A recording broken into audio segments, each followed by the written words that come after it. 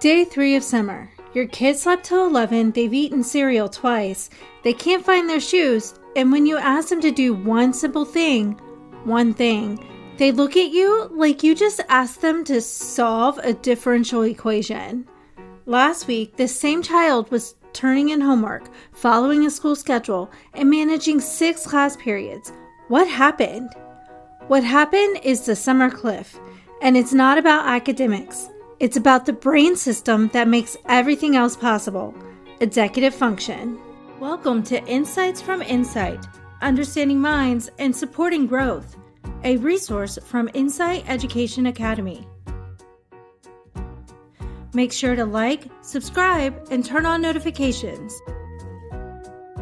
Executive function is your brain's air traffic control system. It doesn't fly the planes, it coordinates them. Which thought gets attention, which task gets started, and which impulse gets stopped. There are 8 core EF skills, and I want you to hear all of them because summer hits every single one. First is working memory, which is holding information while you use it. Next is organization and planning, which is breaking big tasks into small steps. Third is time management, knowing how long things take and pacing yourself. Fourth is self-monitoring, noticing when you're off track. Fifth is cognitive flexibility, shifting gears when plans change. Next is inhibitory control, stopping yourself from doing the impulsive thing. 7 is emotional regulation, managing frustration without melting down. And finally, task initiation, which is actually starting. Here's the key. These skills aren't built in. They're built through practice, and they're built through structured, repeated experience. Neuroscientist Adele Diamond's research shows that EF develops between ages 3 and 25, and the development is experience dependent. The brain builds these circuits in response to the demands placed on it, which means take away the demands and the circuits weaken. Here's what nobody tells parents. School does most of your child's executive function for them. The bell manages time. The teacher initiates tasks. The schedule handles planning. The due date enforces organization. The teacher's presence provides accountability, and the structured environment supports inhibitory control. School is an executive function prosthetic, and your child has been wearing it for 10 months straight. Now picture June 1st. The bell is gone, the schedule is gone, the teacher is gone. The external accountability is gone. Your child wakes up to 12 unstructured hours with no one telling them what to do, when to do it, or how to start. For a developing brain, this isn't freedom.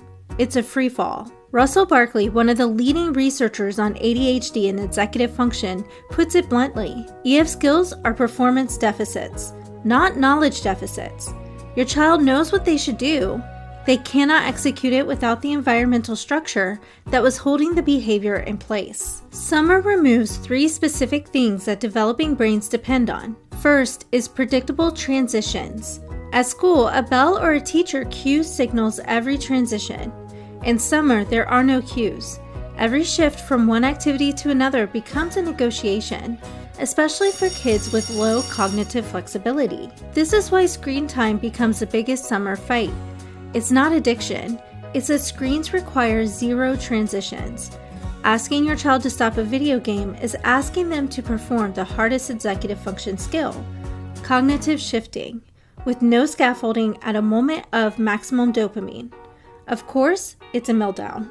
Number 2 is externally paced time. School chops the day into blocks. Your child never has to figure out pacing because the environment does it. In summer, time becomes a shapeless blob. 12 hours with no edges. That's why kids say, "I'm bored" on day 2 of summer. They're not actually bored. They're paralyzed by unstructured time. Their brain is looking for someone to pace them, and no one is. Number 3 is social accountability. At school, teachers and peers provide a constant audience.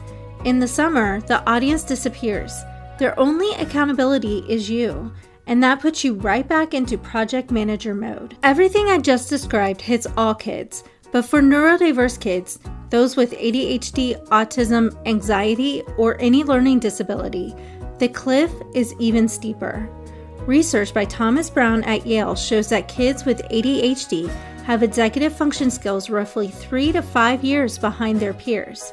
So your 12-year-old with ADHD may be operating with EF skills of a 7-year-old. Remove the scaffolding from a 7-year-old's summer and you can predict exactly what happens.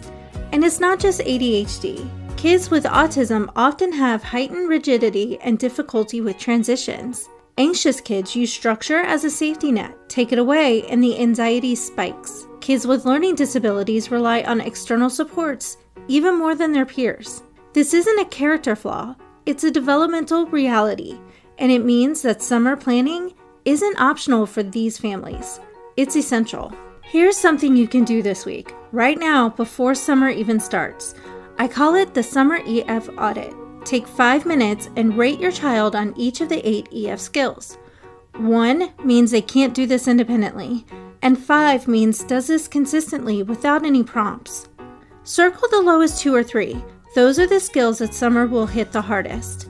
And those are the skills that need environmental support. Not lectures, not consequences, but scaffolding. If time management is a 1, your child needs visible timers and time blocks this summer. If task initiation is a 2, they need a first 3 steps list so that they can see. If cognitive flexibility is low, they need transition warnings, not sudden turn it off now commands. The audit gives you a map, and the map tells you where to build before the cliff hits. Summer regression is not inevitable. The research is clear. EF skills don't degrade because of rest. They degrade because of the absence of structure.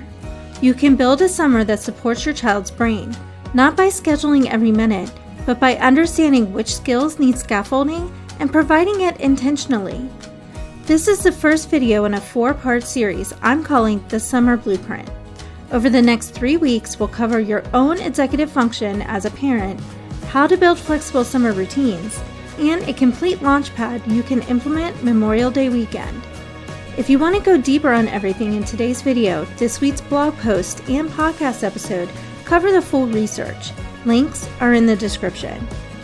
Share this with a parent who's already dreading summer, and make sure to subscribe because next week's video might be the one that changes how Mother's Day feels. Thanks for watching, and make sure to like, subscribe, and turn on notifications so you don't miss the next episode of Insights from Insight.